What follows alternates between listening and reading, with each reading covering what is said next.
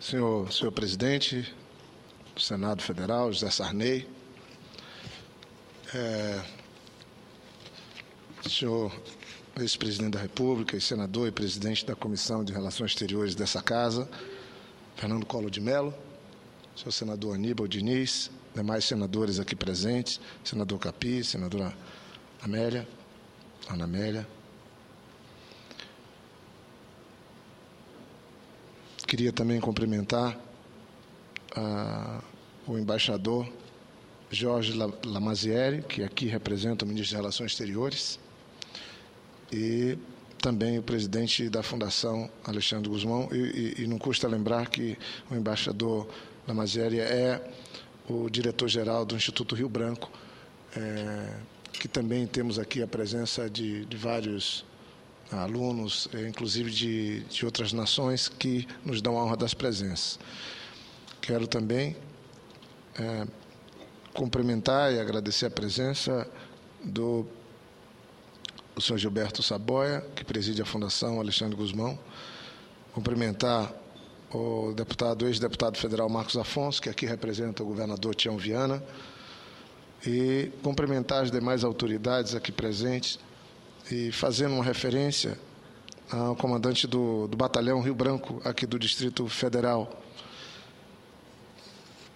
Queria agradecer a honra e o privilégio de ser signatário do requerimento que deu origem a essa sessão, mas esse requerimento também contou com a assinatura do próprio presidente Sarney, do presidente do senador Collor,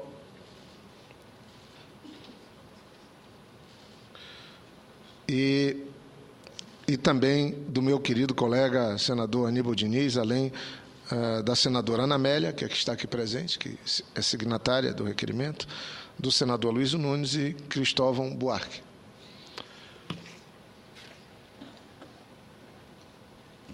Senhor presidente, eu não posso iniciar as breves palavras que pretendo proferir dessa tribuna sem antes fazer referência à aula que acabamos de ter sobre a história bonita do nosso Brasil, que só quem tem os outonos da vida, como Vossa Excelência tem, pode proferir. O extraordinário, a maneira simples que Vossa Excelência contou essa história tão cheia de detalhes e de profundidade, e que marcaram definitivamente, e não é pouco, os limites dessa pátria que todos nós amamos, de 16 mil quilômetros. A história do pai, do filho e do século XX foi relatada aqui de uma maneira absolutamente singular por Vossa Excelência. Parabéns e obrigado, porque essa sessão já poderia ser encerrada agora, porque penso que não teríamos como fazer uma homenagem maior e nem melhor ao Barão do Rio Branco que através desse discurso que eu faço questão de, logo que terminar essa sessão, pegar uma cópia. E eu quero a cópia ainda com os rascunhos, sem ter as devidas correções, porque eu sei que ela é um pouco mais longa e mais completa. Mas é muito rico para o plenário, para o Senado, quando aqui tentamos registrar na história os 100 anos da perda do Barão do Rio Branco, ter o privilégio de uma fala tão bonita e tão importante como de Vossa Excelência. Estamos aqui reunidos hoje para homenagear um dos maiores brasileiros de toda a nossa história. E neste momento em que nosso país se torna a 6ª economia e passa a ser reconhecido e respeitado como uma das principais nações do mundo atual, penso não haver nenhuma dúvida quanto ao fato que José Maria da Silva Paranhos Júnior, o célebre Barão do Rio Branco, entre o final do século XIX e século XX, foi um dos principais precursores dessa grandeza nacional que hoje tanto nos orgulha. É fato. Ele preparou o terreno há 100 anos atrás para que o Brasil pudesse alcançar o que alcança hoje. Ao longo de toda a sua extraordinária atividade diplomática, que conquistou a consolidação definitiva de nossas fronteiras, o Barão do Rio Branco sempre se comportou como quem dispunha da mais absoluta consciência de que o Brasil estava destinado a liderar, mais cedo ou mais tarde, não só a América Latina, mas também, em grande medida, o cenário internacional, antecipando em quase um século o que hoje já se apresenta a todos nós como tão evidente.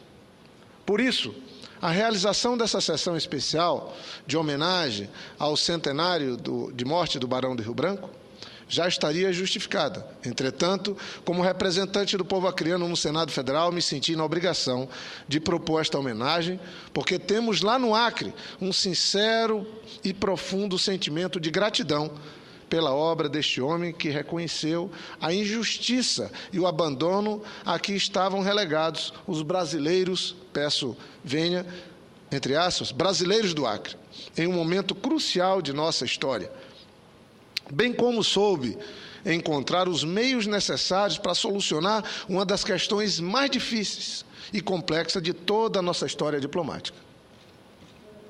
Quem conhece o povo acreano sabe que temos muito orgulho de nossas raízes. Lá gostamos de dizer que somos o único Estado que lutou para ser brasileiro. Claro que, como bem disse o presidente Sarney, e aí já me levanta ali a senadora Ana Amélia, o Amapá também procurou. O Acre fez uma guerra com a Bolívia, no que chamamos de Revolução Acreana, para fazer parte desse país tão fantástico que é o Brasil.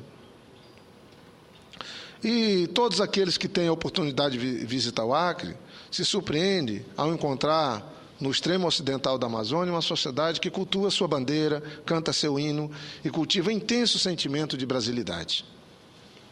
Claro que parte desse ensinamento aprendemos com Plácido de Castro, outro herói gaúcho que nos ensinou a aprofundar o amor pela pátria. Quero lembrar aqui nesta sessão especial o drama que atingia e afligia os acreanos desde os primeiros anos da República Brasileira e que nos tornou eterno tributário da sabedoria e responsabilidade do Barão do Rio Branco. Senhoras senadoras, senadores, convidados, autoridades aqui presentes. O Acre foi uma das últimas regiões da Amazônia a ser ocupada. Apesar dessas terras pertencerem formalmente à Bolívia e ao Peru, os brasileiros se valeram do curso dos rios Purus e Juruá e começaram ali a estabelecer por volta de 1880, pelo menos 15 anos antes que os bolivianos e peruanos, o ciclo da borracha foi capaz de gerar riquezas suficientes para mobilizar milhares de homens oriundos de diferentes países e regiões do Brasil, especialmente do Nordeste, abrindo seringais que abasteciam os países industrializados com a preciosa borracha, então chamada de ouro negro, devido à sua importância e o alto valor no mercado internacional. Em 1895, durante os trabalhos da Comissão Demarcatória dos Limites entre Brasil, Bolívia e Peru, o então general, outro importante herói acreano, e grande brasileiro, o general Gregório Thaumaturgo de Azevedo, denunciou ao governo brasileiro que, caso fosse efetivada a demarcação como estabelecida no Tratado de Ayacucho, milhares de brasileiros seriam abandonados à própria sorte em território estrangeiro.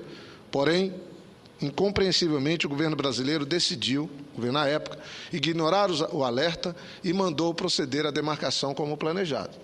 Estou me referindo à linha Cunha Gomes. Indignado, Thaumaturgo de Azevedo se demitiu da chefia da comissão e denunciou à opinião pública nacional o que, no seu entender, poderia se tornar um verdadeiro crime lesa pátria.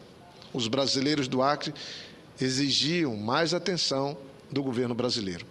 Pouco tempo depois, no início de 1899, as autoridades bolivianas se estabeleceram à margem do rio Acre para efetivar seu domínio sobre esta rica região, dando origem a uma grande revolta por parte dos brasileiros, que não aceitavam o domínio estrangeiro. Foram 4 distintos movimentos no Acre. A primeira insurreição acreana de 1899, liderada por José Carvalho, um advogado que residia em Belém do Pará.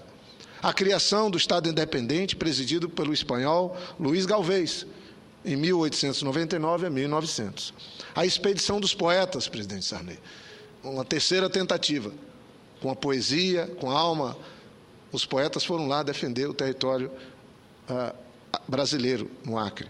E a Revolução Acreana, comandada pelo herói da pátria, como o barão, o gaúcho Coronel Plácido de Castro, em 1902 a 1903. Mas nem mesmo as arbitrariedades cometidas contra os brasileiros do Acre e a notícia da formação, como bem disse aqui do presidente Sarney, a formação do Bolívia Syndicate, uma companhia anglo-americana destinada a arrendar essas terras pretensamente bolivianas sob a proteção do governo norte-americano.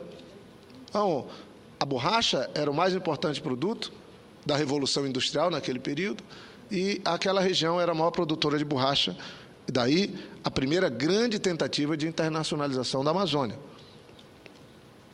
Esse Bolívia Syndicate, sob a proteção, constituindo uma ameaça concreta uma ameaça concreta e contundente à soberania brasileira na Amazônia. Foram insuficientes para fazer o governo brasileiro mudar de posição, que em mais de uma ocasião desarmou os revolucionários e devolveu a região ao domínio estrangeiro, o que provocou forte indignação da opinião pública nacional, manifestada quase que diariamente através dos jornais. Foi nesse cenário de guerra, que se estendia por 4 anos, com centenas de mortes entre brasileiros e bolivianos, que o Barão do Rio Branco se tornou ministro de Relações Exteriores, em 1902, como bem falou o presidente Sarney. E imediatamente deu início às negociações que visavam solucionar a grave questão do Acre. E mesmo considerando que o Barão já acumulava importantes vitórias diplomáticas anteriores, como as arbitragens internacionais nas missões, em 1895, a do Amapá, também relatada aqui em 1900, penso que não seria demais afirmar que se tratava da mais difícil e complexa questão de fronteira já enfrentada pelo governo brasileiro, pois, como nos lembra o embaixador Luiz Felipe de Seixas Correia, em excepcional artigo acerca do centenário da morte do Barão do Rio Branco, aspas, de todos os entendimentos promovidos por Rio Branco, esse foi o único em que houve uma expansão territorial. Nos demais, o Brasil empenhara-se apenas pelo reconhecimento de direitos legítimos, decorrentes de movimentos históricos e jurídicos. Essa foi também a única ampliação territorial do Brasil como nação independente. Então, foi um desafio fora do comum. Por absoluto e necessário reconhecimento da responsabilidade pública demonstrada pelo Barão do Rio Branco, é fundamental ressaltar que, para resolver a complexa questão do Acre, foi necessário empreender uma sofisticada estratégica que atuou simultaneamente em várias frentes. Desde impedir que capitais alemães, olha a complexidade, capitais alemães participassem do Bolívia Syndicate, que logo em seguida seria neutralizado pela excepcional atuação de um grande parceiro do Barão do Rio Branco, o eminente gaúcho Assis Brasil, nos Estados Unidos da América, passando pela movimentação de tropas brasileiras para o Acre e para o Mato Grosso, de forma a cessar o conflito armado entre o exército boliviano e os revolucionários brasileiros. O enfrentamento de um duro combate com Rui Barbosa, já foi lembrado aqui, até de certa forma, algumas razões, que era um dos mais influentes brasileiros da época e se opunha tenazmente a um acordo que incluísse permuta territorial, chegando finalmente até a inédita fórmula para a diplomacia brasileira de indenizar a Bolívia e assim pôr fim ao grave conflito. Então, a vida do Barão, de fato, não foi nada fácil. O parlamento tinha na figura de Rui Barbosa um adversário poderoso. Para concluir, queria ressaltar finalmente, senhor presidente, senhores senadores, senadoras e convidados, ressaltar finalmente que o extraordinário legado do Barão do Rio Branco para nosso país,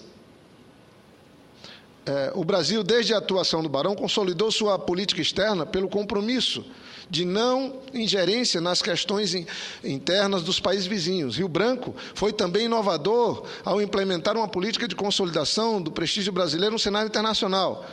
E, com isso, tornou o Itamaraty uma das principais instituições de Estado e motivo de orgulho, até hoje, para todos nós brasileiros. A mais longa atuação de um ministro de Relações Exteriores, ininterruptos 10 anos, 1902 até sua morte em 1912, durante os governos do presidente Rodrigues Alves, Afonso Pena, Nilo Peçanha e Hermes da Fonseca. Consolidou uma opção dialógica e franca para a política externa brasileira, levando-nos aos melhores resultados históricos e fortalecendo nossa relação de confiança e nossa sinergia com os povos da América do Sul. E mesmo em seus últimos dias, o barão continuou nos dando exemplos de absoluto compromisso e dedicação. Já sofrendo com graves problemas renais, pediu demissão de suas funções públicas, mas não foi atendido pelo presidente Hermes da Fonseca. Permaneceu firme, assim, em seu posto, até que depois de longos dias de agonia, veio a nos deixar no dia 10 de fevereiro de 2012, provocando uma profunda comoção popular em todo o país. O fechamento das casas comerciais, o cancelamento do carnaval, que foi transferido, é a única vez em que tivemos uma alteração de algo tão entranhado na vida dos brasileiros, a transferência do carnaval para o sábado de Aleluia, no mês de abril. O que ocasionou, de forma inédita também, aí o jeitinho brasileiro funciona,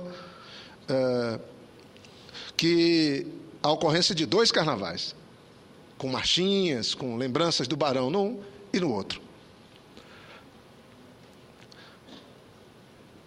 E, de certa forma, as marchas e o tema do carnaval foi uma homenagem a um homem que amava esse país e a cultura, e essa cultura que emergia do povo brasileiro. Então, a relação dele com o Brasil, simbolicamente, também ocorreu na sua morte, num período de carnaval, e aí, de alguma maneira, se popularizou muito mais ainda uma figura de um grande estadista, que é o Barão do Rio Branco. Em 2002, tive a honra de participar, na qualidade de governador do Estado do Acre, como mediador de uma das mesas, num seminário realizado por ocasião do centenário de posse do Barão do Rio Branco como ministro de Relações Exteriores, realizado pelo Instituto de Pesquisa de Relações Internacionais e pela Fundação Alexandre Guzmão.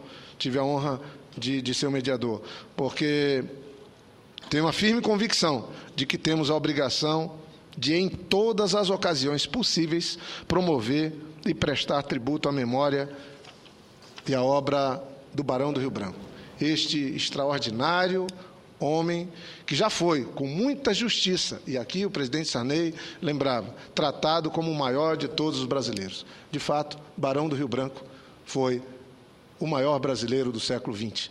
E sua vida é uma lição. Isso dito pelo presidente do Senado, um estudioso, um profundo conhecedor da história brasileira, e eu aqui queria dizer da minha honra, como ex-governador do Acre, como acreano, e hoje como na condição de senador, de poder prestar essa singela homenagem a esse grande brasileiro que segue nos inspirando a todos, e especialmente o Brasil e o mundo. Muito obrigado, senhor presidente.